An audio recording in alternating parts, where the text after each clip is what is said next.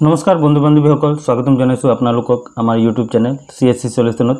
আজি এটা important topic লৈ আকৌ এবাৰ আপোনালোকৰ ওচৰত হাজিৰ হৈছোঁ আৰু আজিৰ টপিকটো হৈছে বাৰ্থ সাৰ্টিফিকেট।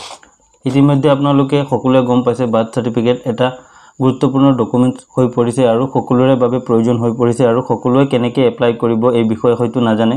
গতিকে আজিৰ এই ভিডিঅ'ৰ মাধ্যমেদি মই আপোনালোকক জনাই দিম যিসকলে নতুনকৈ বাৰ্থ সাৰ্টিফিকেট এপ্লাই কৰিব বিচাৰি আছে তেখেতসকলে কেনেকৈ বাৰ্থ সাৰ্টিফিকেট এপ্লাই কৰিব পাৰিব, লগতে ডিজিটেলাইজেশ্যন যিসকলৰ পুৰণি বাৰ্থ সাৰ্টিফিকেট আছে সেইখিনি ডিজিটেলাইজ কেনেকৈ কৰে আৰু লগতে কাৰেকশ্যন কেনেকৈ কৰে সেইখিনিও একেখন ভিডিঅ'তে সামৰি লৈ গোটেইখিনি তথ্য মই আপোনালোকক আজি জনাই দিম। ঠিক আছে, সো তাৰ বাবে কিছুমান নতুন নথিপত্ৰৰ প্ৰয়োজন হৈ আছে।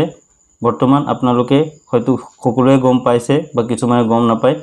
কিছুমান তথ্য ইয়াত মই দাঙি ধৰিছোঁ আপোনালোকৰ বাবে। আপোনালোকে সাইড স্ক্ৰীনতো দেখিবলৈ পাই আছে কি ডকুমেণ্টছৰ প্ৰয়োজন হৈ আছে এতিয়া। সো মই এটা এটাকৈ বিতংকৈ আপোনালোকক কৈ যাওঁ। সো 5 বছৰৰ তলৰ ল'ৰা ছোৱালীৰ বাবে আপোনালোকৰ বেজি কাৰ্ড থকাটো খুবেই প্ৰয়োজন। তেখেতসকলৰ যি বেজি কাৰ্ড থাকে সেইটো আপোনালোকে সংগ্ৰহ কৰি ৰাখিব, সেইখিনি লাগিব আপোনালোকে বাৰ্থ সাৰ্টিফিকেট যদি এপ্লাই কৰিব বিচাৰে। দ্বিতীয়তে আছে 5 বছৰৰ যদি ওপৰৰ ল'ৰা ছোৱালী হয় তেনেহ'লে তেখেতৰ ক্ষেত্ৰত ৰিডিং সাৰ্টিফিকেট লাগিব, ৰেজিষ্ট্ৰেশ্যন সাৰ্টিফিকেট বা HSLC admit card, school certificate লাগিব, লগতে কাউণ্টাৰ সাইন থকা হ'ব লাগিব। ঠিক আছে, এইটো কথাটো আপোনালোকে মনত ৰাখিব, কাউণ্টাৰ সিগনেচাৰ থকাটো খুবেই প্ৰয়োজন। লগতে আপোনালোকে তৃতীয়তে আছে গাঁও প্ৰধানৰ সাৰ্টিফিকেট য'ত জন্ম তাৰিখ উল্লেখ থাকিব লাগিব। তলত মেনশ্যন কৰিব দিব আপোনালোকে যে তেখেতৰ জন্ম ইমান তাৰিখে ইমান চনত হৈছিলে।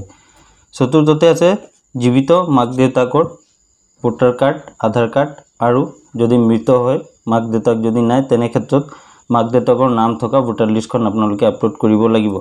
আৰু লগতে 1965, 1966 বা 1971 যদি চাৰ্টিফাইড কপি আছে ভোটাৰ লিষ্ট সেইটো জমা কৰিব পাৰে, নহ'লে আপোনালোকে লিগেচি ডাটা দিব পাৰে নিজৰ পূৰ্বপুৰুষৰ। ঠিক আছে, আৰু লগতে 2024-25 ভোটাৰ লিষ্ট আপোনালোকে আপলোড কৰিব পাৰে। যদি এপ্লিকেণ্ট 18 ইয়াৰ্ছৰ ওপৰত হয় তেনেহ'লে তেখেতৰ নাম থকা ভোটাৰ লিষ্ট আৰু নহ'লে পেৰেণ্টছৰ নাম থকা ভোটাৰ লিষ্ট আপোনালোকে আপলোড কৰিব পাৰে। ঠিক আছে, সো এতিয়া আমি আহি যাওঁ ডিজিটেলাইজেশ্যনৰ ওপৰত।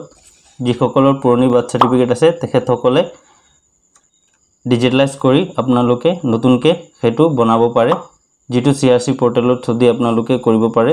আৰু বাৰ্থ সাৰ্টিফিকেট এপ্লাই ৰিলেটেড মই আপোনালোকক গোটেইখিনি ভিডিঅ'ৰ থ্ৰুদিও আপোনালোকক জনাই দিম।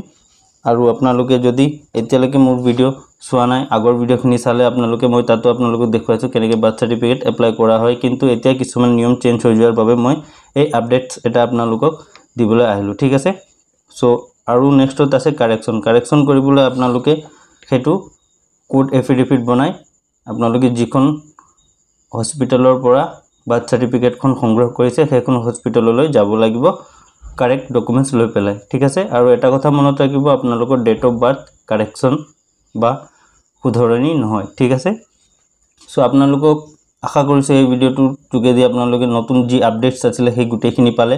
আৰু যদি কিবা প্ৰব্লেম আপোনালোকৰ থাকে, কিছুমান ডাউটছ থাকিলে আপোনালোকে কমেণ্ট কৰিব পাৰে। আৰু লগতে আমাৰ যি ইনষ্টাগ্ৰাম হেণ্ডেল আছে এইটো ফ'ল' কৰি আপোনালোকে মোৰ লগত ডাইৰেক্ট কথা পাতিব পাৰে। ঠিক আছে গাইজ, তো যদিহে এতিয়ালৈকে আপোনালোকে আমাৰ চেনেলটো ছাবস্ক্ৰাইব কৰা নাই ছাবস্ক্ৰাইব কৰি থ'ব আৰু লগতে কাষতে থকা বেল আইকনটো প্ৰেছ কৰি গোটেইখিনি অন কৰি থ'ব। ঠিক আছে, so till date bye bye and take care guys.